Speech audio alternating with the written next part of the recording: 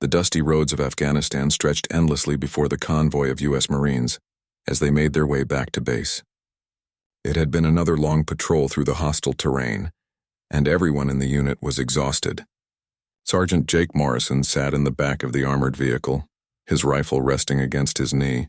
The heat was unbearable even as the sun began to set, and all he could think about was getting back, taking off his gear, and maybe catching a few hours of sleep.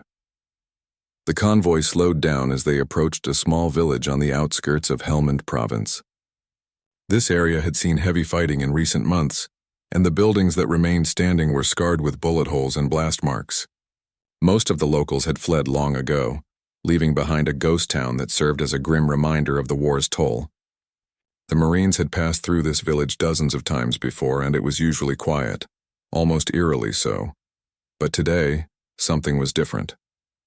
As the vehicles rolled to a stop at a checkpoint, Jake heard it. A sound that cut through the rumble of engines and the chatter of his fellow Marines. It was a whimpering, desperate and weak, coming from somewhere nearby. At first he thought he might be imagining it. The mind played tricks out here in the desert heat, but then he heard it again, clearer this time, and he knew it was real. Jake jumped down from the vehicle and held up his hand to signal the others. His squad leader, Corporal Ramirez, gave him a questioning look. Jake pointed toward the sound and Ramirez nodded, allowing him to investigate. 2 other Marines followed Jake as he moved cautiously toward a collapsed building at the edge of the village. The walls were partially destroyed and rubble covered most of the ground. The whimpering grew louder as they approached. When Jake rounded the corner of the building, he stopped in his tracks. There, lying in the dirt beneath a piece of corrugated metal that had once been part of a roof, was a German shepherd. The dog was thin, her ribs clearly visible beneath her matted fur. But what struck Jake most was the expression in her eyes. It was not fear or aggression. It was something deeper, something almost human. It was grief. The dog was not alone. Curled up against her side was a small puppy, no more than a few weeks old. The puppy was not moving. Its tiny body was still, and even from a distance, Jake could see that it was not breathing. The mother dog kept nudging the puppy with her nose, whimpering softly as if trying to wake it up. But the puppy would never wake up again. Jake felt a knot form in his throat. He had seen death before, plenty of it.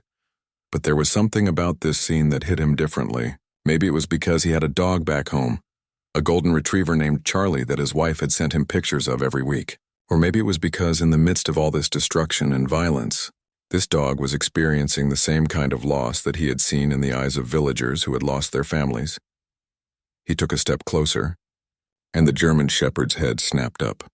Her ears went back and she let out a low growl. Jake stopped immediately and raised his hand slowly. The dog was not trying to attack. She was protecting her puppy. Even though the puppy was gone, she refused to leave its side. Jake understood. This was a mother's love, something that transcended species and circumstances. One of the Marines behind Jake, a young private named Collins, whispered nervously. He had his rifle ready just in case, but Jake shook his head. This dog was not a threat. She was just a grieving mother, and she deserved respect, not fear. Jake slowly lowered himself into a crouch, making himself less threatening. He spoke softly to the dog, using the same gentle tone he used with Charlie back home. The German shepherd watched him carefully. Her growling stopped, but her body remained tense. She kept one paw protectively over her puppy, refusing to move. Jake could see now that she was injured. There was a deep gash on her hind leg, caked with dried blood and dirt. She must have been in incredible pain, but she did not show it. Her focus was entirely on her puppy. Jake knew he could not just walk away. Something inside him would not allow it. He had signed up to protect people, to make a difference in this war-torn country. And while this was just a dog, she was a living being in need of help. He looked back at Ramirez, who had joined them and was now standing a few feet behind. Ramirez studied the scene for a moment, then sighed and nodded. He knew what Jake was thinking. The problem was that the convoy could not wait forever. They had a schedule to keep, and staying in one place too long made them vulnerable to attacks. Jake had maybe 10 minutes at most to figure out what to do. He turned back to the dog and continued speaking softly. He told her that he wanted to help, that he was not going to hurt her. He did not know if she could understand his words, but he hoped she could sense his intentions. Slowly, Jake reached into his pack and pulled out a protein bar. He unwrapped it carefully and broke off a small piece. He tossed it gently toward the dog, making sure it landed a few feet away from her. The German Shepherd glanced at the food but did not move. She was too focused on her puppy. Jake broke off another piece and tossed it a little closer. This time the dog sniffed the air. She was clearly hungry, but she still refused to leave her puppy's side. Jake realized that he needed a different approach. He could not convince the dog to leave her puppy, so he would have to work with her grief, not against it. He stood up slowly and walked back to the vehicle. Ramirez called out, asking if everything was okay. Jake nodded and grabbed a blanket from his pack. It was the same blanket he used at night when the desert temperatures dropped. He had carried it with him for months, and it smelled like him, like safety. When he returned to the dog, he moved even more carefully than before. He knelt down and laid the blanket on the ground between himself and the German Shepherd. Then he backed away a few steps and sat down, showing her that he was not a threat. The dog watched him with those intelligent, sorrowful eyes. Minutes passed in silence. Jake could hear his squad members shifting impatiently behind him, but he ignored them. Finally, the German Shepherd moved. She stood up slowly, favoring her injured leg. She picked up her puppy gently in her mouth, carrying it the way a mother dog would carry her young. Jake's heart broke as he watched her limp toward the blanket. She laid the puppy down carefully on the soft fabric, then looked up at Jake as if asking for permission. Jake nodded, even though he knew she could not understand the gesture. But somehow she seemed to know. She lay down next to her puppy on the blanket, exhausted and broken, and finally allowed herself to rest. Jake sat there for another moment, watching the German Shepherd rest beside her deceased puppy. The weight of the situation pressed down on him. He had seen countless difficult situations during his deployment, but this felt different. This was not about strategy or survival. This was about compassion, about recognizing suffering and choosing to do something about it, even when it was inconvenient or difficult. Ramirez walked over and stood beside Jake, looking down at the dog and the puppy.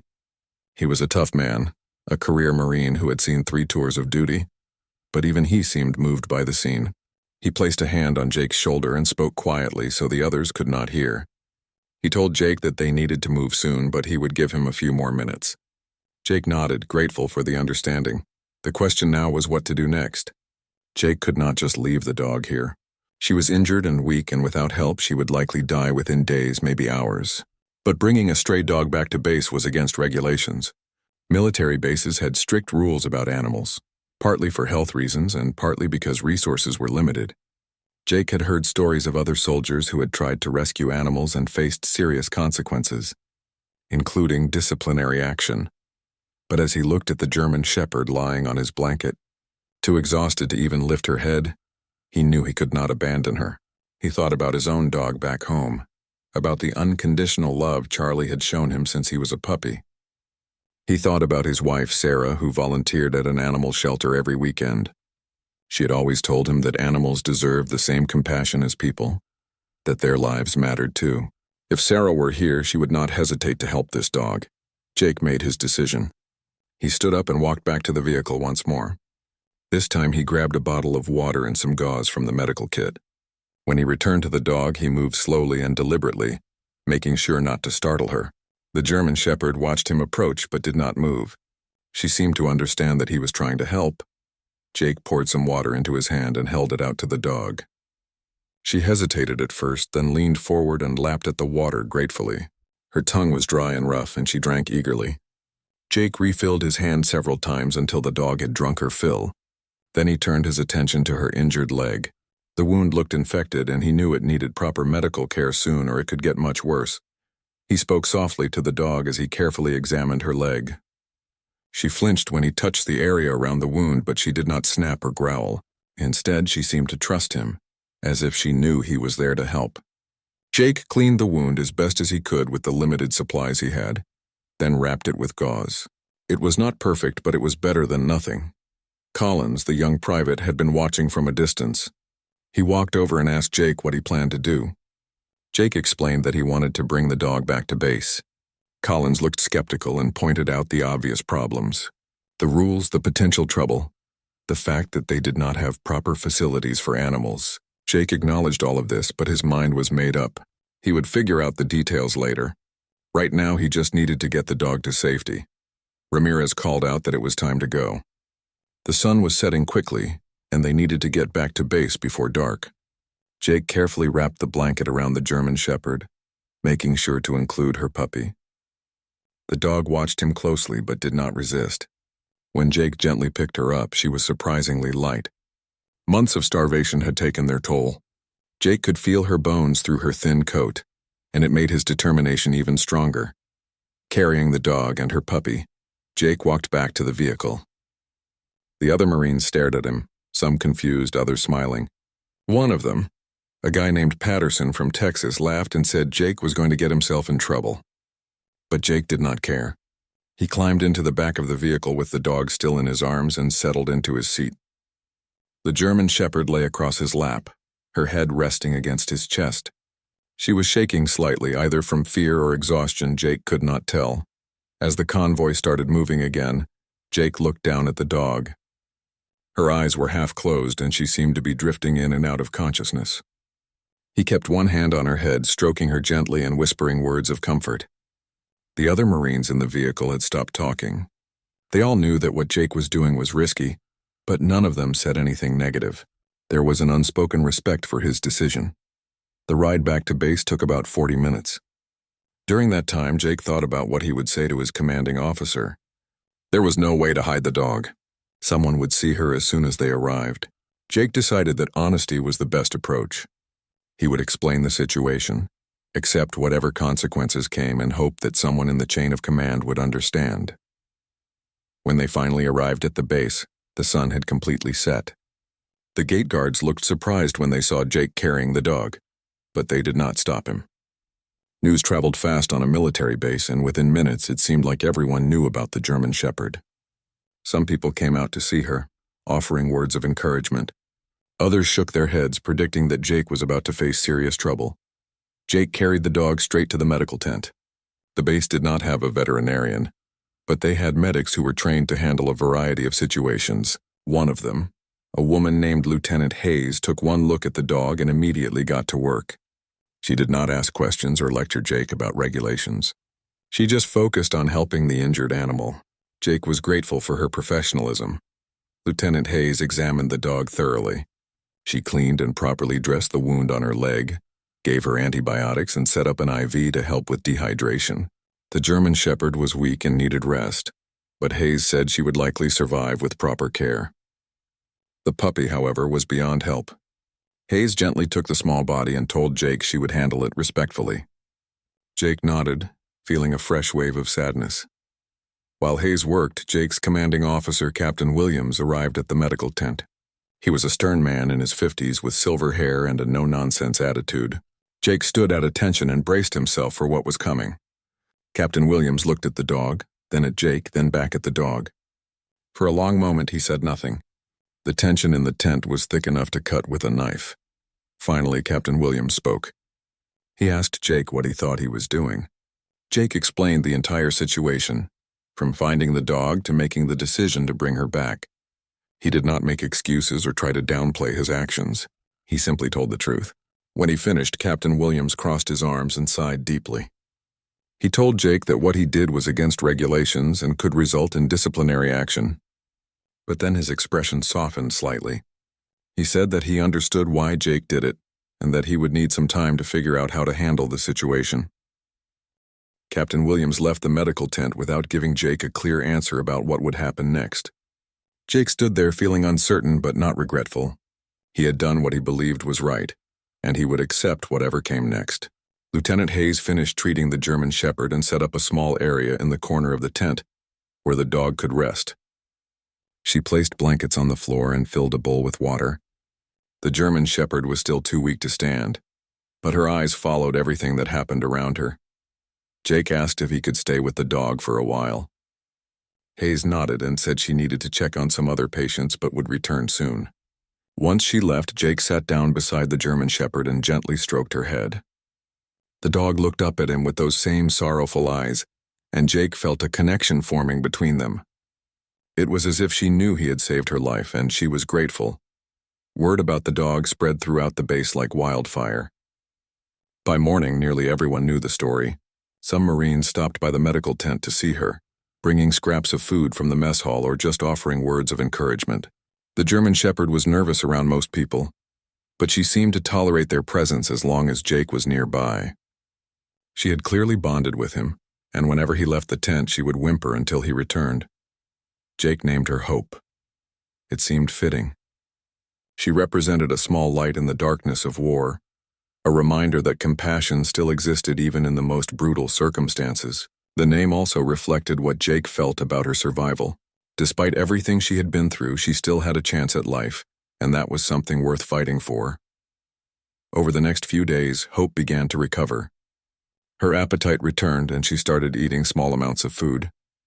Lieutenant Hayes continued to monitor her closely, changing her bandages and administering medication. The infection in her leg was responding to antibiotics, and the wound was beginning to heal. Hope was still weak and needed rest, but she was making progress. Jake spent every free moment with Hope. He would sit beside her, talking to her about everything and nothing. He told her about Sarah and Charlie, about his hometown in Colorado, about his plans for when he got home. Hope would listen quietly, her ears perked up as if she understood every word. Sometimes she would rest her head on Jake's leg, and they would just sit together in comfortable silence. But the question of what would happen to Hope remained unanswered. Captain Williams had not said anything more about the situation, and Jake was growing increasingly anxious. He knew that he could not keep Hope on the base indefinitely. Military regulations were clear, and exceptions were rarely made. He started researching options, trying to figure out if there was a way to get Hope out of Afghanistan and back to the United States. He discovered that there were organizations dedicated to rescuing military animals and reuniting them with the soldiers who had saved them. These groups helped with paperwork, transportation, and all the logistical challenges involved in bringing an animal from a war zone to America. Jake reached out to one of these organizations through email, explaining Hope's situation and asking for help. He did not know if they would respond or if they could actually do anything, but it was worth trying. Meanwhile, Hope continued to improve.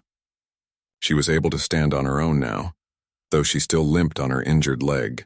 Lieutenant Hayes said the leg would probably never be completely normal, but Hope would be able to walk and run without significant difficulty.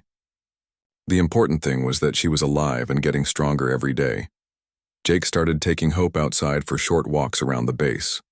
She was hesitant at first, sticking close to Jake's side and flinching at loud noises. The sounds of helicopters and vehicles clearly frightened her, reminding her of whatever trauma she had experienced. But gradually she began to relax. She would sniff the ground, explore her surroundings, and even wag her tail occasionally. Those moments when she wagged her tail made everything Jake had done feel worthwhile. Other Marines started to bond with Hope as well. Patterson, the guy from Texas who had laughed at Jake initially, became one of Hope's biggest fans. He would bring her treats and spend time playing with her. Collins, the young private, would sit with Hope and read letters from his girlfriend back home. Hope seemed to have a calming effect on everyone. In a place filled with stress and danger, she provided a sense of normalcy and comfort. One evening, about a week after Jake had found Hope, Captain Williams summoned him to his office. Jake's heart sank. He had been dreading this conversation, knowing it could mean the end of Hope's time on the base. He walked to the captain's office with a heavy feeling in his chest, preparing himself for bad news. When Jake entered the office, Captain Williams was sitting behind his desk with a serious expression. He gestured for Jake to sit down. Jake sat and waited, his hands clasped tightly in his lap. Captain Williams leaned back in his chair and studied Jake for a moment before speaking. He said that he had spent the past week thinking about the situation and consulting with his superiors. The regulations were clear, and technically what Jake had done was a violation. However, given the circumstances and the positive impact Hope had on morale, they were willing to make an exception. Jake felt a wave of relief wash over him, but Captain Williams was not finished. He explained that Hope could not stay on the base permanently. They would allow her to remain for now while Jake worked on finding a way to get her back to the United States. But if a solution was not found within a reasonable time frame, they would have to find another option. Jake understood. It was more than he had hoped for, and he was grateful. Captain Williams then surprised Jake by saying that he had personally reached out to one of the military animal rescue organizations. He had used his connections to expedite the process and ensure that Hope's case received attention. The organization had agreed to help, but there would be challenges. The process of getting a dog out of Afghanistan and into the United States involved extensive paperwork, medical examinations, quarantine periods, and significant expenses. It could take months. Jake did not care how long it took or how difficult it would be. He was determined to see it through. He thanked Captain Williams profusely, but the captain waved him off. He said that what Jake had done reminded everyone on the base why they were there, to protect those who could not protect themselves. If saving one dog could boost morale and remind people of their humanity, then it was worth the effort. Jake left the office feeling hopeful for the first time in days. He went straight to the medical tent to see Hope. She was sleeping peacefully on her pile of blankets, her injured leg stretched out in front of her. Jake sat down beside her and gently placed his hand on her side, feeling the steady rise and fall of her breathing. Hope opened her eyes and looked at him, and Jake could have sworn she smiled. Over the following weeks, Jake worked tirelessly on the process of getting Hope home. He filled out endless forms, coordinated with the rescue organization, and raised money to cover the costs. His fellow Marines contributed generously, organizing fundraisers and donating from their own paychecks. Even people back home got involved when Sarah posted Hope's story on social media. The story touched hearts across the country and donations poured in. Hope continued to heal and grow stronger. She had gained weight and her coat looked healthier. The sadness in her eyes had faded, replaced by a spark of life and curiosity. She had gone from a broken, grieving mother to a dog who was learning to trust and love again. The transformation was remarkable, and everyone who saw her could not help but be moved by her resilience. The process of getting Hope ready for travel was more complicated than Jake had imagined. The rescue organization explained that Hope needed a full veterinary examination, including blood tests, vaccinations, and a microchip. These services were not available on the military base, so arrangements had to be made to transport Hope to a veterinary clinic in a safer part of the country. The organization worked with local contacts to coordinate everything, but it required patience and careful planning. Jake worried about Hope making the journey. She had become comfortable on the base, and he feared that moving her to unfamiliar places with strangers would traumatize her again, but he also knew it was necessary. If Hope was going to have a chance at a real life, she needed to go through this process. He spent extra time with her in the days leading up to her departure, preparing her as best as he could and reassuring himself that she would be okay. The day came when Hope had to leave the base for her veterinary appointments. A representative from the rescue organization arrived in an armored vehicle, accompanied by 2 local volunteers who worked with animals. Jake met them at the gate with Hope on a leash beside him. She had never worn a leash before, and it had taken some time to get her used to it. But she walked calmly now, trusting Jake completely. When Hope saw the strangers, she tensed and moved closer to Jake. He knelt down and wrapped his arms around her, speaking softly into her ear. He told her that these people were going to help her, that she would be back soon and that everything would be okay. Hope looked up at him with those expressive eyes, and Jake felt his throat tighten with emotion. It was harder than he had expected to let her go, even temporarily. The representative from the rescue organization, a kind woman named Maria, approached slowly and let Hope sniff her hand. She spoke gently to Hope, complimenting her and offering her a treat. Hope sniffed the treat suspiciously but eventually took it. Maria explained to Jake that they would take excellent care of Hope, and that she would be returned to the base within 3 days, once all the medical requirements were completed. Jake handed over Hope's leash to Maria, and immediately Hope began to pull back toward him. She whimpered and tried to resist, her eyes fixed on Jake. It broke his heart to see her distress. He knelt down one more time and held her face in his hands, looking directly into her eyes.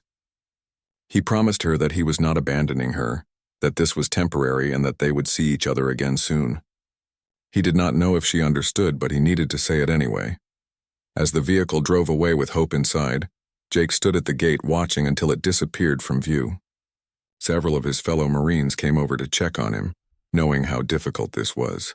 Patterson put a hand on Jake's shoulder and reminded him that this was all part of getting Hope home. Jake nodded, but the base felt emptier without her. The next 3 days were the longest of Jake's deployment. He tried to stay busy with his duties, but his mind was constantly on Hope. He wondered if she was scared, if she missed him, if she understood that he had not abandoned her. Maria sent him updates via email, including photos of Hope at the veterinary clinic. The photos showed Hope looking nervous but healthy. The veterinarian had given her a clean bill of health, aside from her old leg injury, and all her vaccinations were now up to date. On the third day, Jake was counting down the hours until Hope's return. He had arranged to be at the gate when she arrived, and he had prepared a special welcome for her. He had managed to get some chicken from the mess hall, Hope's favorite food, and he had cleaned and fluffed up her blankets in the medical tent. Lieutenant Hayes had jokingly said that Hope was getting the VIP treatment, and Jake did not disagree. When the vehicle finally arrived, Jake was waiting at the gate. As soon as the door opened and Hope emerged, she spotted Jake immediately. Her entire body seemed to light up with recognition and joy. She pulled hard on the leash, practically dragging Maria toward Jake. When she reached him, she jumped up, placing her front paws on his chest and licking his face enthusiastically. Jake laughed and hugged her tightly, overwhelmed with relief and happiness. Maria smiled as she watched the reunion. She told Jake that Hope had been well behaved during her time away, but that she had clearly missed him. Every time someone entered the room where Hope was staying, she would look up hopefully, as if expecting to see Jake. Maria said it was obvious that Hope and Jake had formed a powerful bond, and she was glad to see them together again. With the medical requirements completed, the next phase of the process could begin. Hope needed to be transported to a quarantine facility, where she would stay for several weeks before being cleared to fly to the United States. This was the most challenging part of the journey, and it would require Hope to be away from Jake for an extended period. The quarantine facility was in a different country, and Jake would not be able to visit her during that time. Jake dreaded telling Hope goodbye again, but he knew it was necessary. The rescue organization assured him that Hope would be well cared for and that they would send regular updates. They also explained that once Hope completed quarantine and was cleared for travel, Jake could coordinate with them to arrange her arrival in the United States. Since Jake was still deployed, Hope would initially go to a foster home until Jake completed his tour and could return home to be with her permanently. The day came when Hope had to leave for the quarantine facility. This time, Jake knew it would be a long separation, and the goodbye was even more difficult. He spent the entire morning with Hope, playing with her, talking to her, and trying to memorize every detail of her face. He took dozens of photos on his phone so he could look at them whenever he missed her. When the time came, Jake walked Hope to the vehicle himself. He carried her favorite blanket and a toy that Patterson had given her, ensuring she would have familiar items with her. Hope seemed to sense that something was different this time. She kept looking back at Jake as if asking him not to let her go. It took every ounce of strength Jake had to stay composed. He held Hope close one last time, burying his face in her fur and breathing in her scent. He whispered to her that this was not goodbye, that it was just a temporary separation and that they would be together again soon. He told her to be brave and to remember that he loved her. When he finally handed her over to the transport team, Hope let out a long, mournful howl that echoed across the base. Jake watched the vehicle drive away, and this time, tears streamed down his face. The weeks that followed were difficult for Jake. He threw himself into his work, trying to stay distracted, but he thought about Hope constantly. True to their word, the rescue organization sent him regular updates. They sent photos of Hope in her quarantine kennel, videos of her eating and playing, and detailed reports on her health and behavior. The staff at the facility had grown fond of Hope and told Jake that she was doing well, though she seemed to be waiting for someone. Jake showed the photos and videos to his fellow Marines, who had all become invested in Hope's story. They would gather around his phone watching Hope play with a ball or nap in a sunny spot, and they would share in Jake's happiness. Hope had become something of a mascot for the unit, and her journey home was something everyone celebrated together. Finally, after 6 long weeks, Jake received the news he had been waiting for. Hope had completed quarantine and been cleared for travel to the United States. The rescue organization had arranged for her to fly to Denver, Colorado, where she would be picked up by a foster family. The foster family had experience with rescue dogs and had agreed to care for Hope until Jake's deployment ended in 3 months. Jake was overjoyed. He immediately called Sarah to share the news. Sarah had been following Hope's journey closely and had already prepared their home for Hope's arrival once Jake returned. She had bought dog beds, toys, food bowls, and everything else Hope would need. Sarah had also been in contact with the foster family and had sent them photos of Jake so Hope would be able to recognize him when they were reunited. As Jake, Sarah, and Hope prepared to leave, the Johnsons gave them a bag filled with Hope's favorite toys, her blankets, and some of the food she had been eating so the transition would be easier. They also gave Jake a photo album they had made documenting Hope's time at the ranch. The album was filled with pictures of Hope playing, sleeping, exploring, and living her best life while she waited for Jake to come home. The drive home with Hope was magical. She sat in the back seat with her head resting on Jake's lap, occasionally looking up at him as if to confirm he was still there. Sarah drove and kept glancing in the rearview mirror with a huge smile on her face. She had heard so much about Hope over the past few months, and now she was finally meeting the dog who had captured her husband's heart. Sarah could already tell that Hope was special, and she felt grateful that Jake had been brave enough to save her. When they arrived home, Charlie was waiting by the door. Sarah had left him inside because she was not sure how he would react to Hope initially. Jake led Hope inside slowly, wanting to make sure the introduction went smoothly. Charlie approached cautiously, sniffing Hope with interest. Hope stood still, allowing Charlie to investigate her. After a moment, Charlie's tail started wagging and Hope responded in kind. Within minutes, the two dogs were playing together in the living room, and it was clear they were going to be great friends. Jake showed Hope around the house, letting her explore every room and get familiar with her new environment. She sniffed everything carefully, taking in all the new scents and sights. When they reached the area Sarah had prepared for her, Hope walked over to the bed and lay down, seeming to understand that this space was hers. Jake sat down on the floor beside her, and Hope immediately rolled over for a belly rub, something she had learned to love during their time together. That first night, Jake and Sarah were not sure where Hope would want to sleep. They had prepared a comfortable bed for her in the living room, but when it came time for bed, Hope followed Jake upstairs. She stood at the bedroom door looking at Jake expectantly. Sarah laughed and said it looked like Hope had already decided where she was sleeping. They allowed Hope onto the bed and she curled up at Jake's feet, letting out a deep, contented sigh. Within minutes, she was fast asleep. Jake lay awake for a while, looking at Hope sleeping peacefully at the end of the bed. He thought about the journey they had been on together, from that devastated village in Afghanistan to this comfortable bedroom in Colorado. He thought about how close Hope had come to dying, how she had lost her puppy and nearly lost herself. But here she was, safe and loved, sleeping soundly in a warm bed. The transformation was nothing short of miraculous. In the days that followed, Hope settled into her new life with remarkable ease. She learned the routine of the household quickly, understanding when it was time for meals, walks, and play.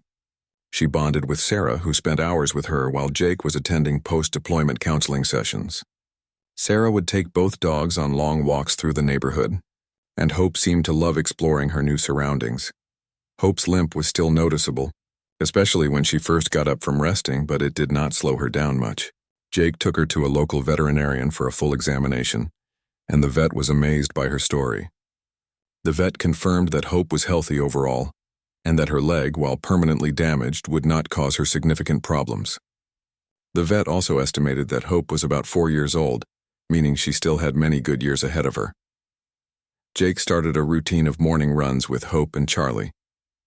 At first, he kept the runs short because he was not sure how much activity Hope could handle with her injured leg.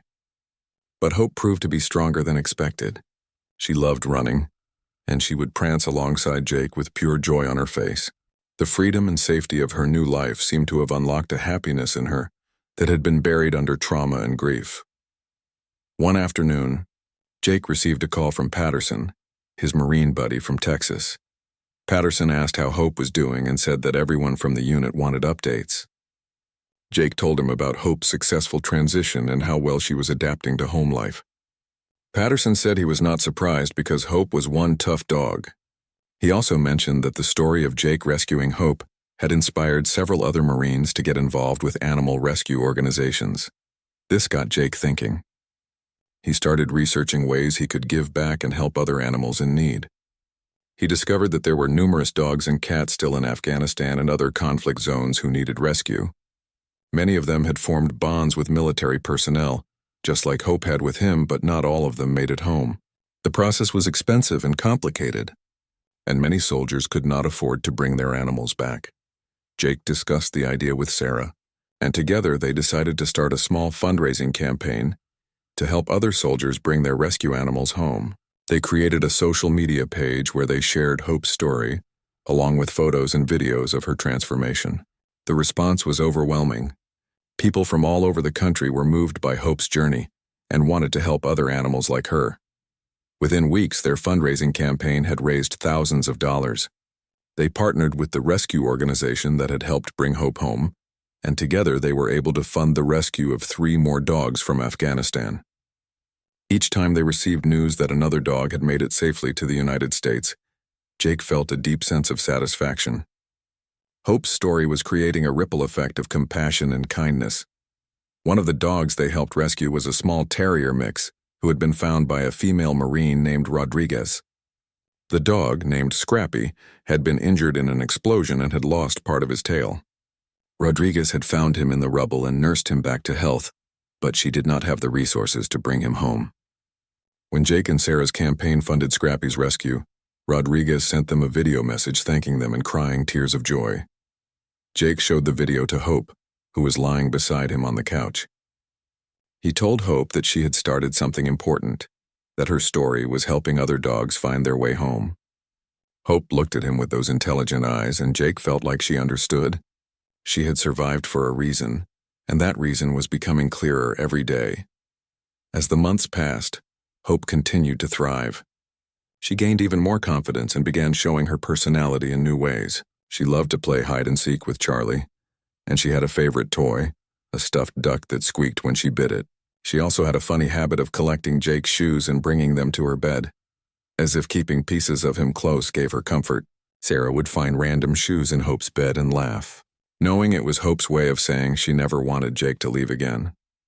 Jake also noticed that Hope had a special sensitivity to people who were struggling emotionally. When he had difficult days dealing with the stress of readjusting to civilian life, Hope would stay close to him, resting her head on his lap and looking up at him with concern. She seemed to understand when he needed comfort, and her presence always helped him feel better. Sarah said that Hope had the soul of a therapy dog, and Jake agreed. This observation gave Jake another idea. He looked into training programs for therapy dogs and discovered that Hope would be an excellent candidate. Her calm demeanor, her ability to sense emotions, and her gentle nature made her perfect for the role. Jake enrolled both himself and Hope in a therapy dog training program. The program taught them how to work together in hospitals, nursing homes, and veteran centers, providing comfort to people in need. Hope took to the training naturally. She learned commands quickly and seemed to genuinely enjoy the work. When they started visiting a local veterans center, Hope's impact was immediate. Veterans who struggled with PTSD and depression would light up when Hope entered the room. She would go from person to person, allowing them to pet her and seeming to know exactly who needed her attention most. Jake watched with pride as Hope brought smiles to the faces of people who had not smiled in a long time. One veteran at the center, an older man named Frank who had served in Vietnam, was particularly touched by Hope. Frank rarely spoke to anyone and spent most of his time sitting alone in a corner. But when Hope approached him during one of their visits, something shifted. Hope walked right up to Frank and sat down beside his chair, resting her head on his knee. Frank looked down at her with surprise, then slowly reached out and began to pet her head. Jake stood nearby, watching the interaction. Frank started talking to Hope in a quiet voice, telling her about his own experiences in war, about the things he had seen and could never forget. Hope listened patiently, her eyes fixed on Frank's face. When Frank's voice broke with emotion, Hope moved closer and pressed her body against his legs, offering silent comfort. By the end of that visit, Frank had tears streaming down his face, but he was smiling. He thanked Jake for bringing Hope and said it was the first time in years that he had felt truly understood. After that day, Frank looked forward to Hope's visits. He would be waiting by the door when they arrived, and his face would light up when he saw her. Hope seemed to have a special connection with Frank. and Jake suspected it was because she understood loss and trauma in a way that only another survivor could. Hope had lost her puppy and nearly lost her own life. She had experienced grief and pain, and that experience had given her an unusual capacity for empathy. The therapy work became a regular part of Jake and Hope's routine. They visited the Veterans Center twice a week, and they also started visiting a children's hospital, where Hope would spend time with young patients who were going through difficult medical treatments. The children loved Hope, and she was always gentle and patient with them, even when they hugged her too tightly or pulled on her ears. One little girl named Emma, who was battling cancer, became especially attached to Hope. Emma's parents told Jake that their daughter talked about Hope constantly and that the visits were often the highlight of Emma's week. When Emma was feeling too sick to get out of bed, Hope would carefully climb up and lie beside her, keeping her company for hours. Emma would stroke Hope's fur and tell her stories, and Hope would listen attentively, occasionally licking Emma's hand as if to say she was there and everything would be okay. The impact Hope was making in the community did not go unnoticed. A local newspaper heard about Hope's story and wanted to do a feature article. Jake was initially hesitant about the publicity, but Sarah convinced him that sharing Hope's story could inspire others and raise awareness for animal rescue. So Jake agreed to the interview. The article was published on a Sunday morning, and by that afternoon Jake's phone was ringing nonstop. People from all over the state were calling and emailing, wanting to share their own stories about rescue animals or asking how they could help. The article had struck a chord, and suddenly Hope was becoming something of a local celebrity. A few weeks later, a television news station reached out and asked to do a segment on Hope for their evening news program. The news segment aired on a Thursday evening, and it reached an even wider audience. The segment included footage of Hope working as a therapy dog, interviews with veterans and children who had been touched by her presence, and Jake telling the story of how he found Hope in Afghanistan. The segment was emotional and powerful, and it resonated with viewers across the country. Within days, the segment had been shared thousands of times on social media, and Hope's story was going viral. The attention brought more opportunities. Jake was invited to speak at schools and community events about compassion, service, and the importance of helping those in need, whether human or animal. He always brought Hope with him, and she would sit calmly by his side during his talks, occasionally getting up to greet audience members. Young people especially connected with Hope's story, and many students told Jake that Hope had inspired them to volunteer at animal shelters or to pursue careers in veterinary medicine or animal rescue. One of the most meaningful moments came when Jake was invited to speak at a military academy. He talked to a room full of young cadets about leadership, compassion, and making difficult decisions under pressure. He explained that leadership was not just about giving orders or winning battles. It was also about recognizing when someone or something needed help and having the courage to act, even when it was inconvenient or against regulations. He told them that saving Hope had taught him more about being a good person and a good leader than any training manual ever could. After the speech, several cadets came up to thank Jake and to pet Hope. One young cadet, a woman who reminded Jake of Lieutenant Hayes, told him that she had been questioning whether the military was the right path for her. But hearing Jake's story had renewed her sense of purpose. She said that if there were people like Jake in the military, people who cared about doing the right thing even when it was hard, then she wanted to be part of that. Jake was deeply moved by her words and told her that the military needed people like her. People with compassion and integrity. As Hope's story continued to spread, Jake and Sarah's fundraising campaign grew as well. They had now helped bring home more than 20 animals from war zones around the world. Each rescue felt like a victory, and each reunion between a soldier and their rescued animal reminded Jake of his own reunion with Hope. The work was time-consuming and sometimes emotionally draining, but it was also incredibly rewarding. Hope seemed to understand that she had become part of something bigger than herself. She continued her therapy work with dedication and joy, touching countless lives along the way. She remained close to Jake, never straying far from his side, but she had also learned to trust others. The traumatized dog who had once been too scared and grief-stricken to move had transformed into a confident, loving animal who brought light wherever she went. On the anniversary of the day Jake had found Hope, he and Sarah decided to have a small celebration. They invited some of the people whose lives Hope had touched, Frank from the Veterans Center, Emma and her parents from the hospital, the Johnsons who had fostered Hope, and several of Jake's Marine buddies who had known Hope during her time on the base. Patterson flew in from Texas, and even Captain Williams, who had since retired from the military, made the trip to Colorado. The celebration was held in Jake and Sarah's backyard. There was food, music, and lots of laughter, but the real star of the day was Hope. She moved from person to person, greeting everyone with her gentle presence and accepting the love and attention she received. Emma sat on the grass with Hope's head in her lap, and Frank stood nearby with tears in his eyes, watching the scene with a smile. Captain Williams pulled Jake aside at one point during the celebration. He told Jake that he had always believed in making decisions based on what was right, rather than what was easy, but that Jake had taught him something important that day in Afghanistan. He said that sometimes the most impactful leadership decisions were the ones that seemed small or insignificant at the time. Saving one dog had seemed like a minor thing, maybe even a foolish thing, but it had created a ripple effect that had touched hundreds of lives. Captain Williams said he was proud of Jake and grateful that he had had the courage to do what he did. As the sun began to set and the celebration wound down, Jake sat on the grass with Hope beside him. Sarah joined them, along with Charlie, and they watched the sky turn shades of orange and pink. Jake thought about the journey he and Hope had been on together, about all the obstacles they had overcome and all the lives they had touched. He thought about that day in the ruined village when he had found a grieving mother dog lying beside her deceased puppy, and he marveled at how far they had both come.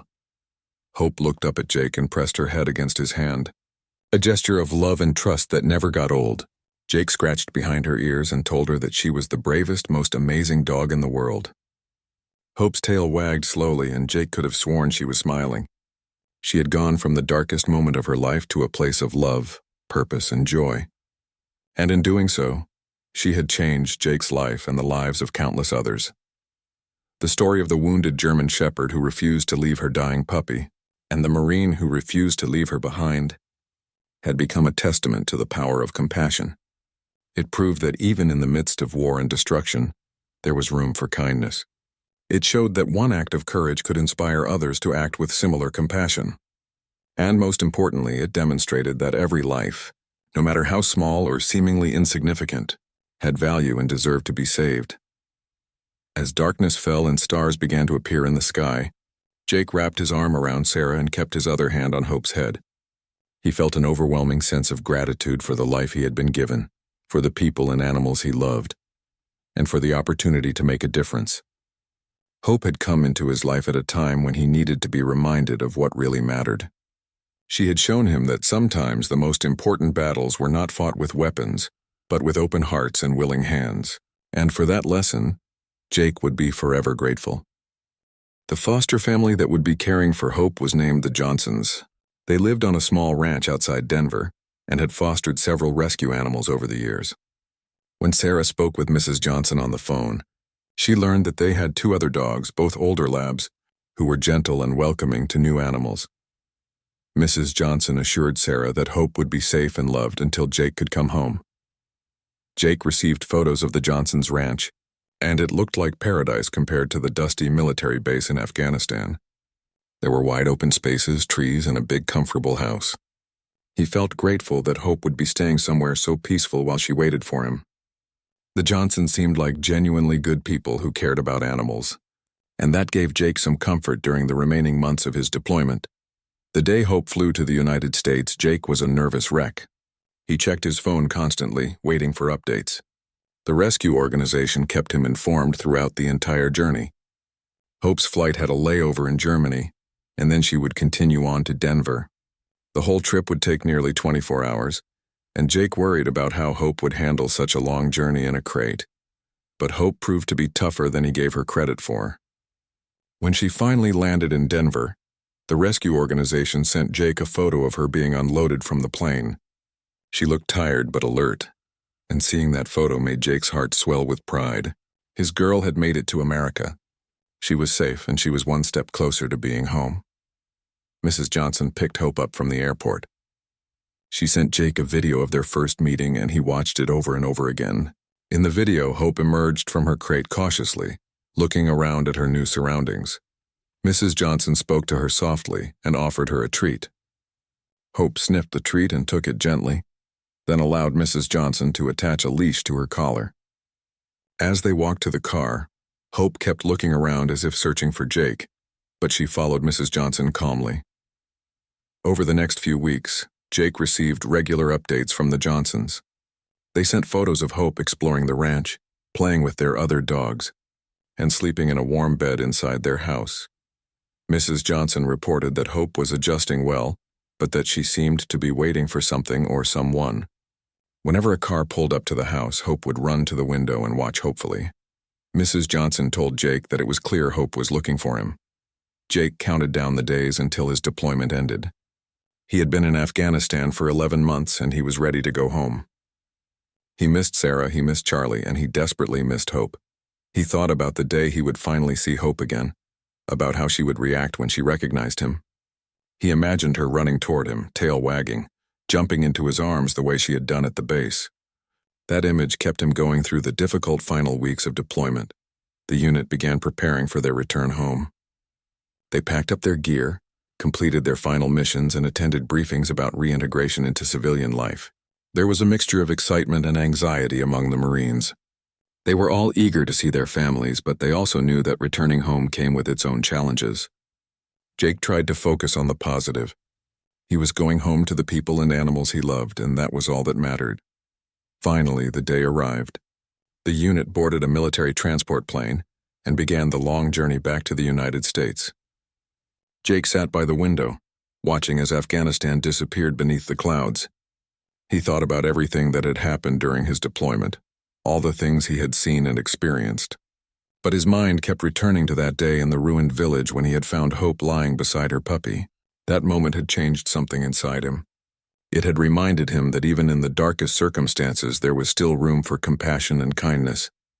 The flight seemed to take forever, but eventually they landed at a military base in California. From there, Jake and the other Colorado-based Marines would take a smaller flight to Denver. Sarah was waiting for him at the Denver airport, and Jake could barely contain his excitement. He had not seen his wife in almost a year, and he had so much to tell her, so many emotions to share. When Jake finally walked through the airport terminal and saw Sarah standing there with tears streaming down her face, he dropped his bags and ran to her. They embraced tightly, both of them crying and laughing at the same time. Sarah kept saying she could not believe he was really home, that he was really there in her arms. Jake held her close and breathed in the familiar scent of her perfume, feeling like he could finally relax for the first time in months. After their reunion, Sarah drove Jake home. During the car ride, she told him all about the preparations she had made for Hope. She had set up a special area in their house with a comfortable bed, food and water bowls, and plenty of toys. She had also been in regular contact with the Johnsons and had arranged for them to bring Hope over the next day. Sarah wanted to give Jake a chance to settle in and rest before the big reunion, but Jake could not wait. As soon as they got home and he greeted Charlie, who went absolutely crazy with excitement, Jake asked Sarah if they could go pick up Hope immediately. Sarah smiled and said she had expected him to say that. She had already called Mrs. Johnson, who said they could come over any time. So after spending just an hour at home, Jake and Sarah got back in the car and headed to the Johnson ranch. The drive to the ranch took about 40 minutes. Jake's heart was racing the entire time. He kept thinking about Hope, wondering if she would remember him after all this time. It had been 3 months since they had last seen each other. Would she recognize his face, his voice, his scent? Or would she have forgotten him in the comfort and safety of her foster home? The thought that she might not remember him was almost too painful to consider. When they pulled up to the ranch, Mrs. Johnson came out to meet them. She was a warm, welcoming woman in her 60s with kind eyes and a gentle smile. She shook Jake's hand and told him how honored she was to have cared for Hope. She said that Hope was an incredible dog, sweet and gentle, and that she had fit right in with their family. But she also said that Hope had never stopped waiting for Jake, and that she knew Hope would be overjoyed to see him again. Mrs. Johnson led Jake and Sarah around to the back of the house where there was a large fenced yard. Jake could see 3 dogs playing together in the distance. 2 of them were older golden labs, and the third was Hope. She looked so different from the thin, injured dog he had found in Afghanistan. Her coat was shiny and healthy, She had gained weight and she moved with confidence and energy. But even from a distance, Jake recognized her immediately. Mrs. Johnson called out to Hope and the dog's head snapped up. She looked toward the gate where they were standing and for a moment she just stared. Jake took a step forward and called her name. The moment Hope heard his voice, everything changed. Her ears perked up, her tail started wagging frantically, and she let out a bark of recognition. Then she was running, sprinting across the yard as fast as her legs could carry her. Jake opened the gate and dropped to his knees just as Hope reached him.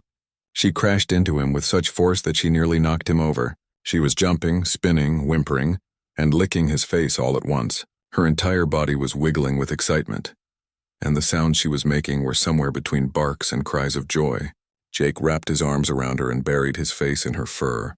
Overcome with emotion, Sarah stood nearby, filming the reunion on her phone with tears running down her cheeks.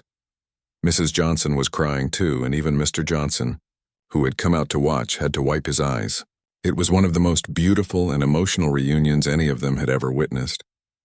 The love between Jake and Hope was so pure and powerful that it was impossible not to be moved by it. Hope would not leave Jake's side. She kept pressing her body against him, looking up at his face and whimpering softly as if she could not quite believe he was real.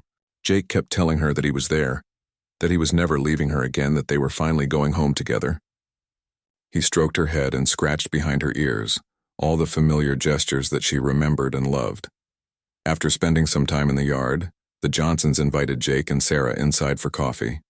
Hope followed Jake everywhere, her body pressed against his leg as they walked. Inside the house, the Johnsons shared stories about Hope's time with them. They talked about how she loved to lie in the sun, how she had learned to play fetch, and how she had formed a special bond with their oldest lab. But they also talked about how Hope would often sit by the window, watching and waiting, especially in the evenings when Jake used to spend time with her on the base. Jake thanked the Johnsons profusely for everything they had done. He knew that without their kindness and care, Hope's transition to America would have been much more difficult. Mrs. Johnson waved off his thanks and said that caring for Hope had been a privilege. She made Jake promise to send updates and photos so they could see how Hope was doing in her forever home.